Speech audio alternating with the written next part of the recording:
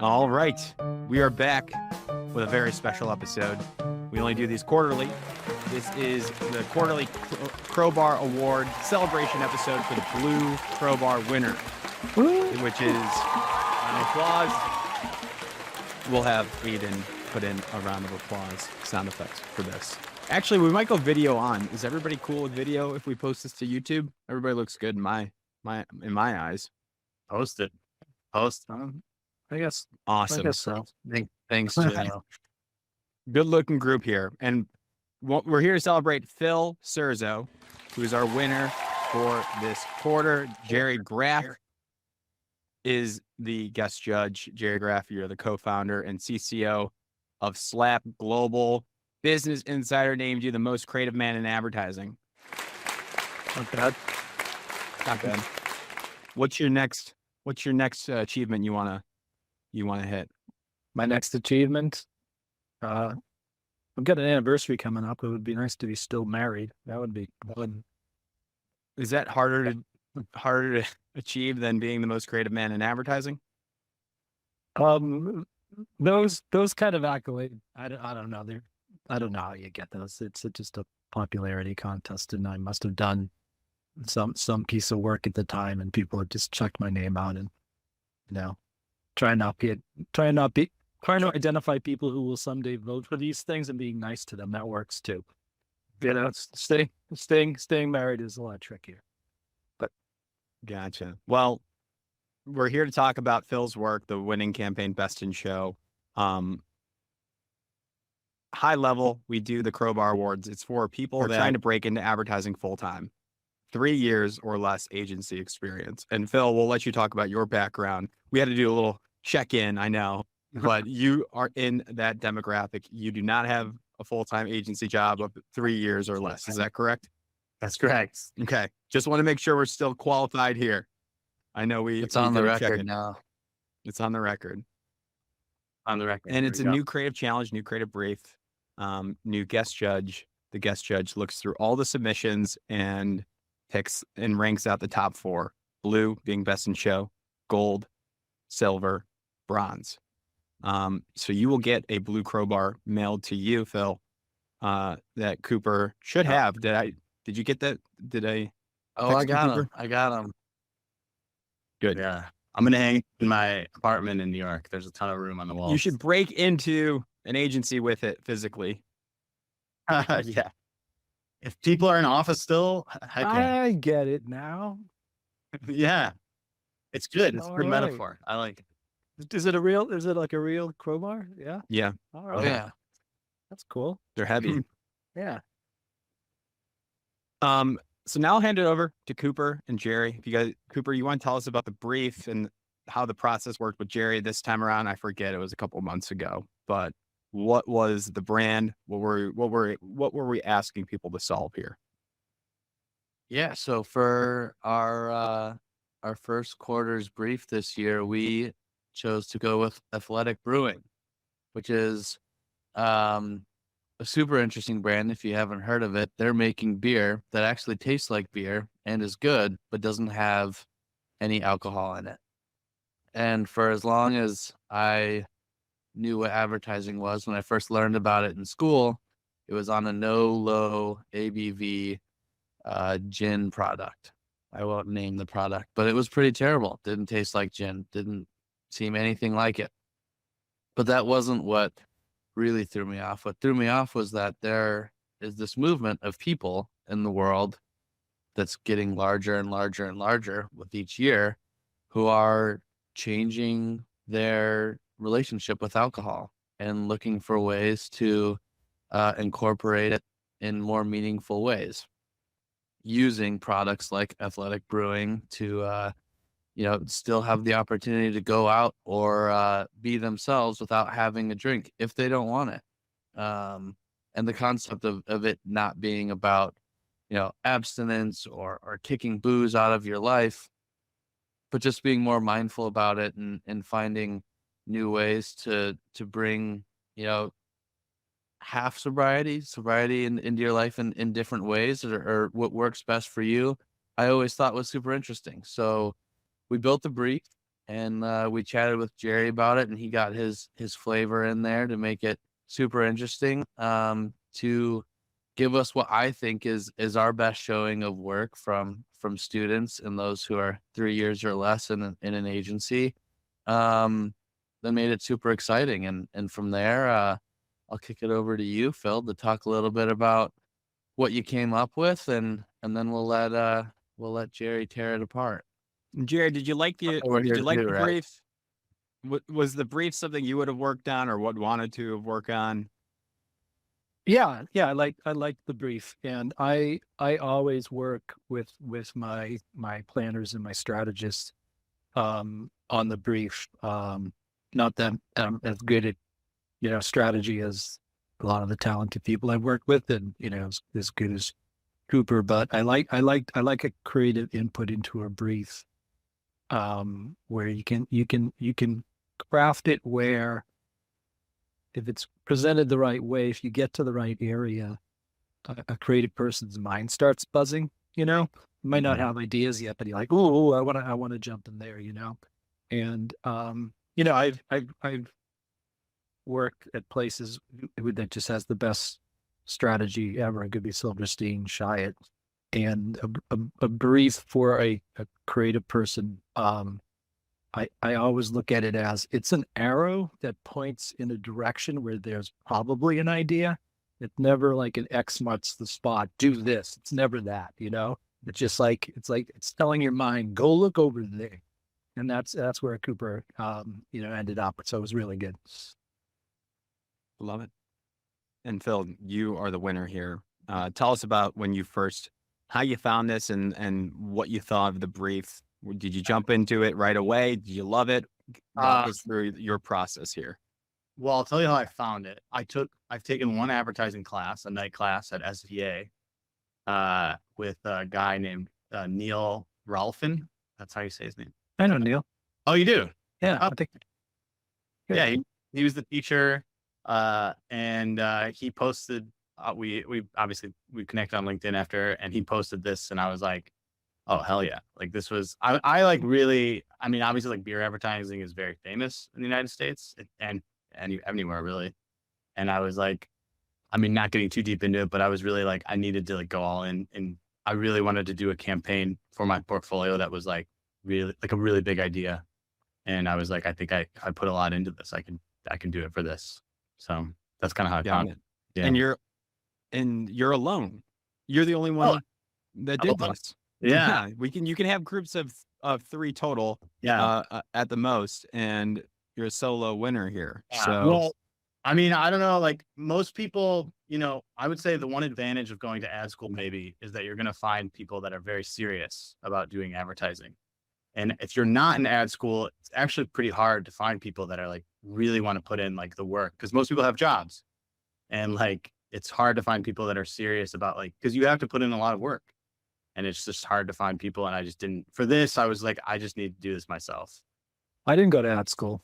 I know. Yeah. I took night classes. Nice. Yeah. Yeah. It was hard to find an art director. I know what you're talking about. Yeah.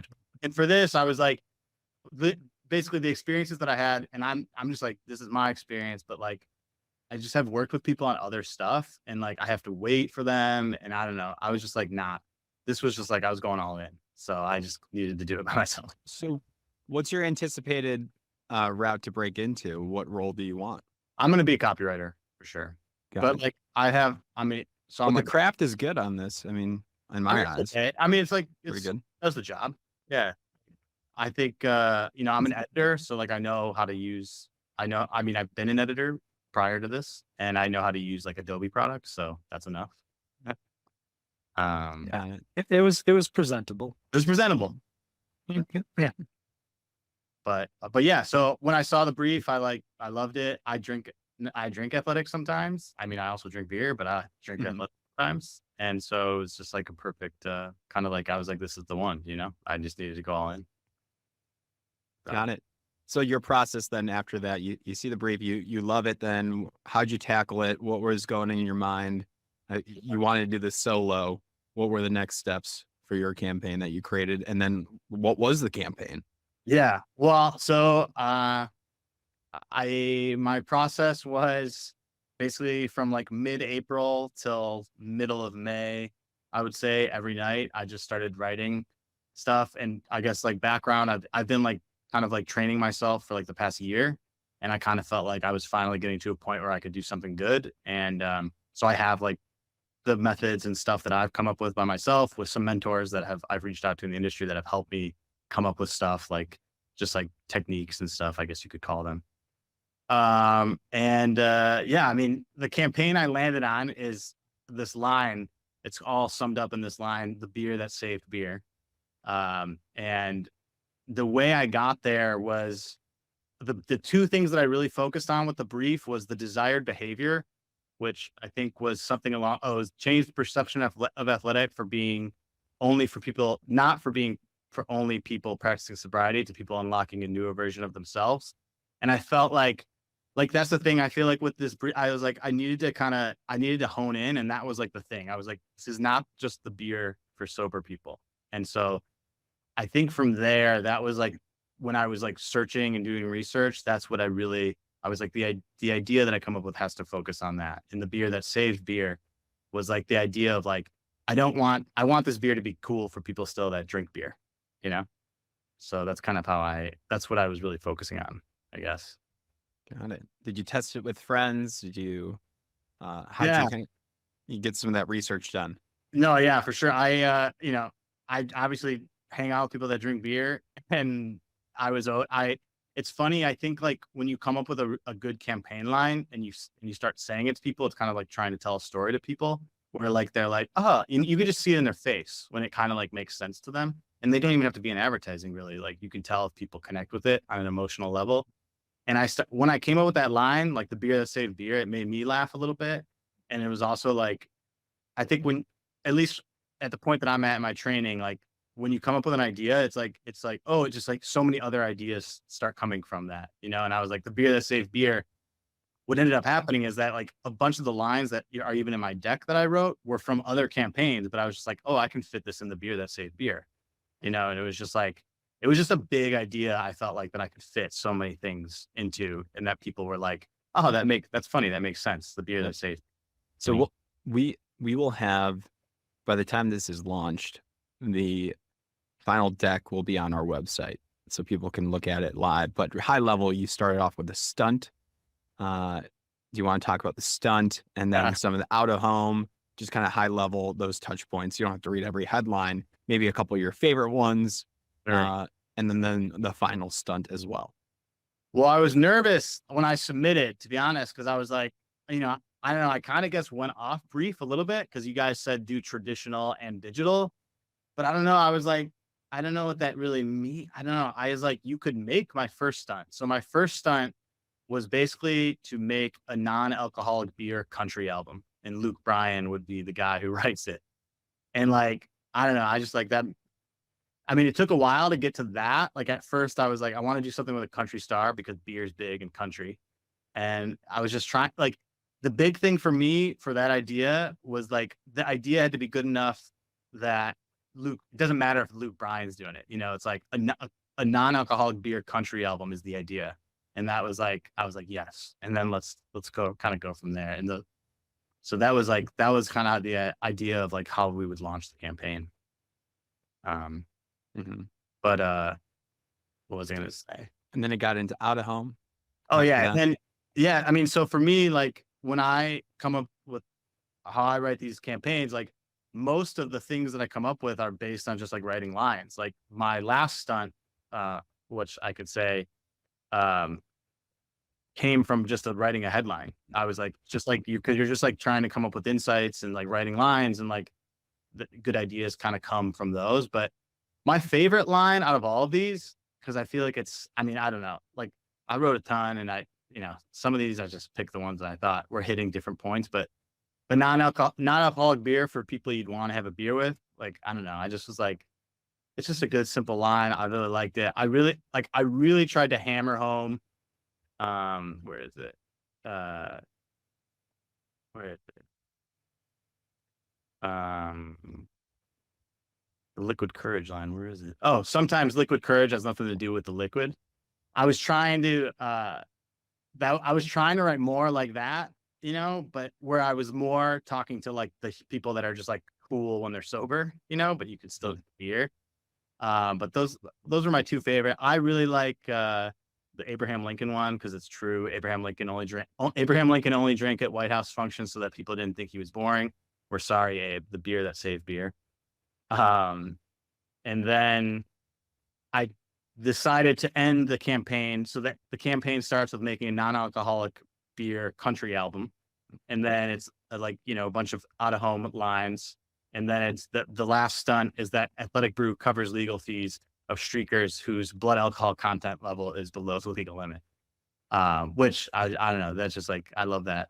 That which made me laugh came to me. But yeah, so I don't know, pretty simple. I guess like the campaign, like it has those two really hero ideas and mixed in with just like a bunch of out of home lines, really all nested under this beer that saved beer, which you could just do. I feel like you could just do stuff, you know, all day with that campaign idea, which was my goal when I approached the brief. Good. Well, I'm glad I walked it up to this point where we got to a little bit about the process and the results and what you came up with. Gerry was the one that combed through a lot of submissions and picked this Invest in show. So Gerry, I'll hand it off to you. Pick apart this campaign, do whatever you want to do here, but any feedback would be interesting because we're all learning. Everybody's learning from your feedback, not just Phil, all of our listeners, and Cooper and myself too. All right.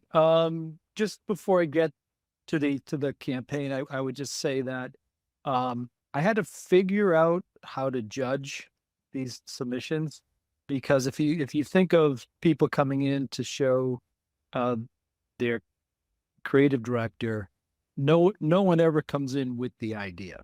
There's something, there's a piece of something, and it's like you showed me 10 things and there were these 2 things and we're gonna just like start talking about that. It's just an ongoing conversation. So I didn't really expect to like anybody to come in and go and submit a campaign, and no one really did.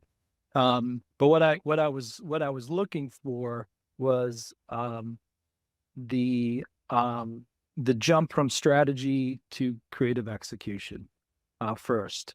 And you know, I mean, a lot of the submissions, but you know, a lot of people who work for me, they'll come in and just kind of reiterate the strategy, and it's like, yeah, that you haven't jumped into the idea world yet. So with Phil's campaign, I like the line, the beer that saved beer, but I don't know that is the through thread. It's a good line, it's well written, but I don't know if that's the through thread. What I really gravitated for, and really the only executions I saw in everything that were like, oh, I'd like to do that, you know, was the country album and the streaker. Because I think the top 4 were all kind of massaged the strategy into a place where you don't need actual alcohol to have a good time. You know, in one way or another, the ones that I like, all 4 of them are in that kind of world. And then what Phil did was take that and made the creative leap. So you don't necessarily need alcohol to have an awesome time. You know, I just read the line, a country album, you know, written and recorded with non-alcoholic beer. And I'm just like, but that country album is going to be a batshit crazy country as any other country album, you know? That's what I loved about it. And then he really kind of confirmed that with the streaker thing, you know? If you think about it, like people, you know, drink alcohol or they don't drink alcohol because they don't want to go crazy. But when you're intoxicated and you're streaking, you know, down the middle of the street, that's not crazy. That's drunk. If you're stone sober and you're streaking down the street, that is beautifully crazy, you know. And I think that should be applauded, you know. there are a lot of, you had a lot of headlines, well-written headlines, I would say, for the out-of-home stuff. Funny, the two that you mentioned were the two that stuck out to me. Especially, liquid courage, doesn't necessarily mean you need the liquid. So, because a lot of people, went the no hangover route, you'll always make your 9 a.m. job thingy and stuff like that. And there's no reason to, you can't sell a product saying you're not going to get sick, you know, you know, Yeah. the reason people put up with the hangovers on Friday because they went too hard on Thursday is because, alcohol and beer gives you something else. You like that craziness. And I liked just like I said, the massaging of the strategy and the executions into this place that Athletic is going to basically represent. Go out, we're kind of for people who don't need any help. There was a lot in the strategy about your true self and stuff like that, So you're streaking with the blood alcohol of next to nothing. That's your true self, Yeah. and the other thing but the beer, just because you're drinking, you cracking a can and drinking beer and it tastes just like good beer and stuff like that. That might be like just the motivation you need to do wonderfully crazy stuff and stuff like that. I saw a lot of campaigns that just went into the taste and the flavor and stuff like that, and it's like it's just all facts and there's no idea in there. I love the idea that this beer represents all those beautiful crazy people who kind of just like have a blast and they don't need the alcohol. And to me, that was the way to connect. This is real beer, except we don't have alcohol. So I don't know. That was my thought process. And like I said, I'll repeat it. A few people got to that area strategically or in their kind of like preamble to the work, but the creative lead came from from Phil's idea of the country album, and for me the streaker. It was wonderful. I loved the idea that Athletic could represent not drunk crazy but real crazy. True self for people. It's kind of like it's like sometimes you do advertising, you just talk about the type of people you want to associate with, and I've never seen anybody want to associate themselves with streakers who don't need intoxication to run on a field. It's great. It was great. And anyways, if we were working on this, we would just kind of like strip it down. You don't need most of those out of home things. I don't even know if the out of home things are ads. They're areas we would go in and we would kind of like, how can you execute this? Where can you execute this and stuff? But it's the one creative execution that just got, I felt that buzz. Oh, we could do something. A lot of people got close, but Phil got there, made my head buzz. Phil, what are you thinking? I mean, I one thing that I'm taking away from this is the people that do submit, that it's a constant reminder that we need to keep updating our work. It's not done just because you submitted. And I hope people aren't submitting and just putting in their websites and they're done. So what are your next steps? I think, like, what questions do you have? What are you thinking? How you can improve this? Well, I mean, I think, I just think there's more.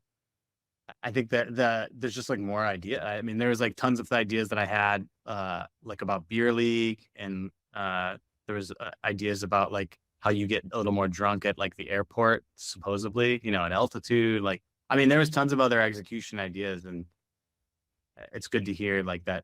That's kind of where I was drifting, and these were the ones that I just thought like made the most sense quickly, How can we, if you wanted to pursue that out of home route, like Gerry, Phil, like, how can we better some of those out of home options if we wanted to land those? What would be the next steps to make a more cohesive campaign? Did I cut out? Just a little bit, but I heard the question. Sure, man.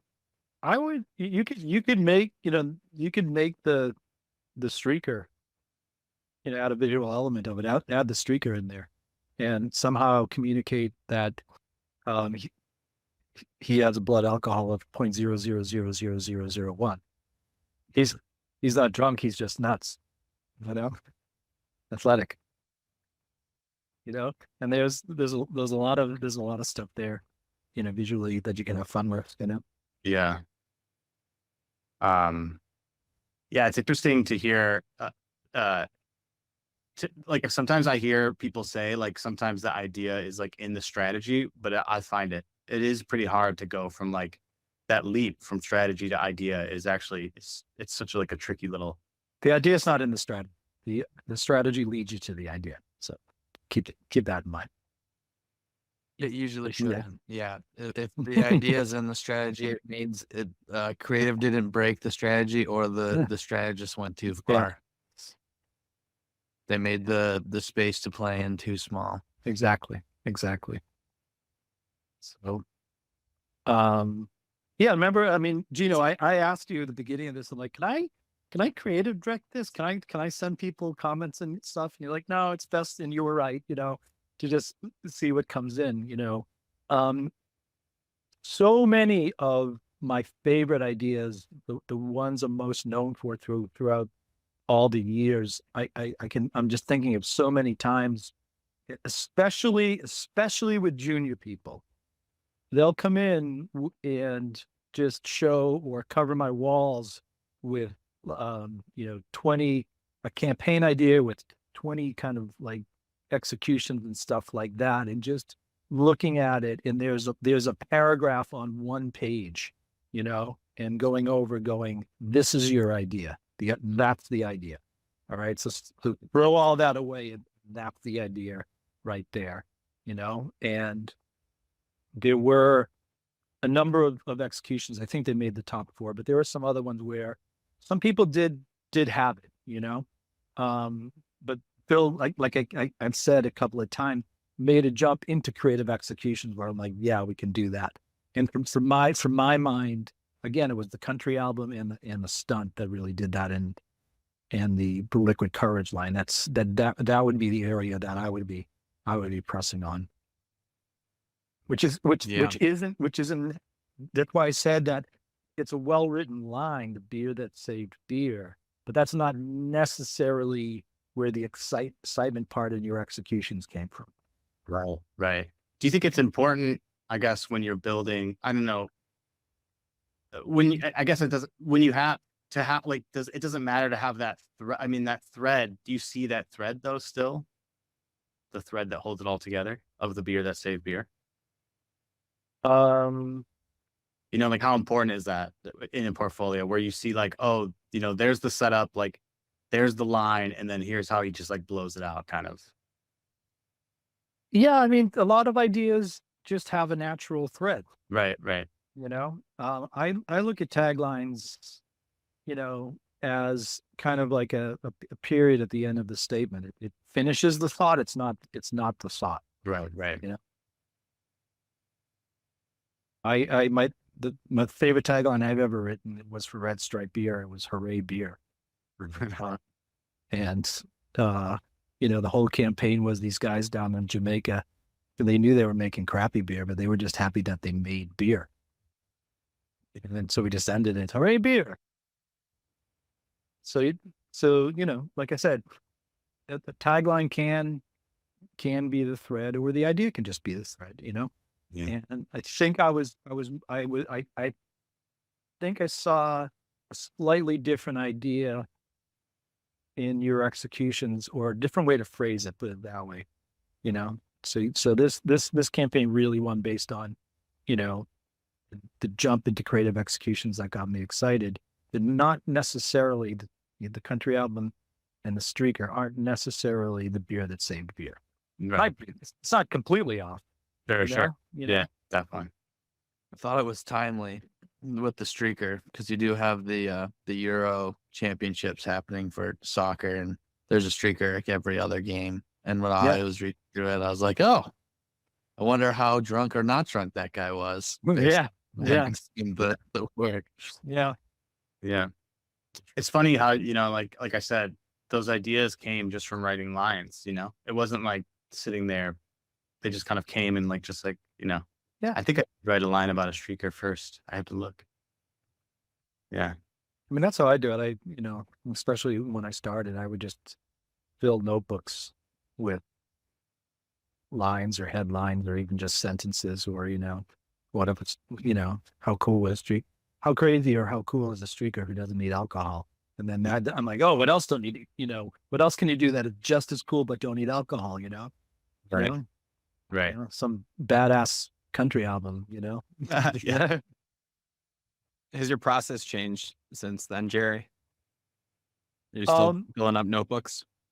I, no, I still, I don't concept as much as I did when, in like, the first 10 years of my career, but, starting SlapGlobal, 3 years ago, we were 4 people. So I had to, and it's the same, I do write headlines, but it's like stream of consciousness, just filling up anything that is connected to the brand and connected to the brief we're trying to work on. I just write and write and write. I learned, early on when you get into a flow in writing, shit comes out of your pen that you weren't even thinking. You're like, where the fuck did that come from? Yeah. Do you get that with on a computer too when you're typing, or is it just do you have to have the Sometimes. pen? Yeah. I have, Google Docs all over the place. It's better with the pen, but I do it too with typing. Yeah. Phil, any other questions for our friend Gerry now? I mean, to the campaign, not totally. I think it's good to, it landed the way I was hoping those would land, those 2 ideas. So Yeah. Well, the beauty of Yeah. this is hopefully you can stay connected and work on it with Gerry, and workshop it some more. So that's Yeah. nice. We are going to stay connected. Starting an award show, and Phil asked Phil to be a judge. Look at that. Yeah. Wonderful. Yeah. What's the concept for it? The concept is, when I was just starting out, I remembered seeing the little penny Nike ads, and they were insane and they were awesome. And I remember going to work at BBDO and talking to my boss, the executive creative director. I'm like, did you see the little penny stuff? He's like, yeah, what the hell was that? He's like, what is Nike selling puppets now? And he just didn't get it whatsoever, and he was one of the judges in all the award shows and stuff. So I started thinking about award shows and who judges them. I judge them, it's the same kind of crew, and one show, D&AD and stuff like that. And very talented people who have a track record of making good work. And that's great and everything. But I wanted an award show with just kind of the fresh, younger look, younger eyes, and what gets them excited. So, I kind of, motivated maybe from you guys, a group of judges with less than 5 years in the industry. I'm not saying the work that they're going to choose is better than what is winning a can, but I know it's going to be different. I just wanted a different perspective. I'm acting more as a curator. I said that I'm not going to judge because I don't care what I think. I care what younger people think. So I love it. yeah. So it's gonna be called Astroland, named after the old section of Coney Island. And it's just, we'll see what happens. Well, let's talk more about that. Maybe we would love to collaborate and help promote that with breaking and entering. Yeah, possibly. Yeah. I'm just motivated by a lot of stuff, motivated by, like I said, it's the same crew of like 20 people you see at every show at the, I did AICP, I've done Canada, One Shot, I've done D&AD, and again, very, very talented people, but kind of removed from the business. Yeah. And, I look at Can and, I'm one of those annoying assholes. Okay. I don't give a fuck about Can, but hey, I won 5 this year, you know, but, just Congrats. if Can is the Oscars, I wanted to know what Sundance was, I wanted to know what a different perspective was, not a better perspective, a different perspective. Sundance is independent. We're not Hollywood, So how could we create something that was like a different perspective and also, in the past couple of years, every person who's grown up in the past, I don't know, 20 years, they have every creative tool you need to create. You know what I mean? Phil didn't need to go find an art director, right? He could take an Adobe tutorial and figure out how to do it. So I think there's just a new generation of creative thinkers who just don't think like everybody else, and then there are just, platform after platform, TikTok's what, 4 years old, maybe 5 years old, there's just all these new playgrounds where people are creating. And I think the brains of this new generation of creative thinkers are different than, all of us who, we've all moved on from traditional stuff, but it's just, we all think a similar way. So it's nice to get a young perspective. And you asked Phil to be on this inaugural jury. I've been thinking about this for about 5 years. And then, you asked me to do this. I love, regardless of the award show, I love spending time with young creators. They're just like idea machines. They're just throwing stuff out. They don't know what the hell's going on. It's just, what about this? What about this? What about a country album? What about this? What about an Abe Lincoln? No, that sucks. Don't do that. Okay. What about a streaker? Yeah, do that. I love being around. So, I when I volunteered to do this with you guys, and it's been fantastic. I'm like, the winner I'm gonna ask to be on this jury. Everybody else does have jobs in other places and stuff like that, except for Phil. I might be the first. I got on a jury before I got a job. Yeah, so that's pretty. I mean, it's no, not like bar right there. There you go. Put it on LinkedIn. Wonderful. Well, I'm glad that connection was made. Yeah. And Phil, did you have any other questions about? I mean, it seems like you guys will be communicating, but for Gerry in general, networking or breaking into advertising, creative questions that you want to ask. This is your time now. Man. I mean, I listened. It's funny because before this, I listened to Gerry's interview, which I recommend anybody listen to with Dave Dye. It's a really, and you talk a lot about how you broke in, and I guess I'm doing it similarly. I guess, I don't really, I guess I have really been really focused about reaching out because I'm not going to ad school, obviously. So I've been really focused on just finding people, creatives in the industry whose work I really respect. And then it's just been a constant process, I'm really excited to show people. I haven't showed anyone this work besides you guys.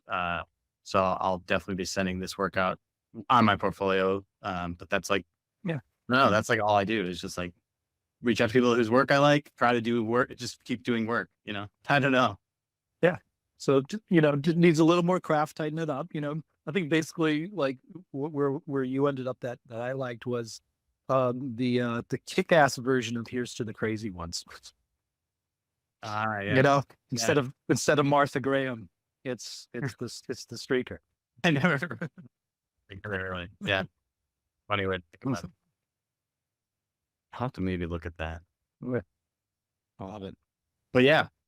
Well, Phil, congrats. Blue Crowbar is coming your way soon.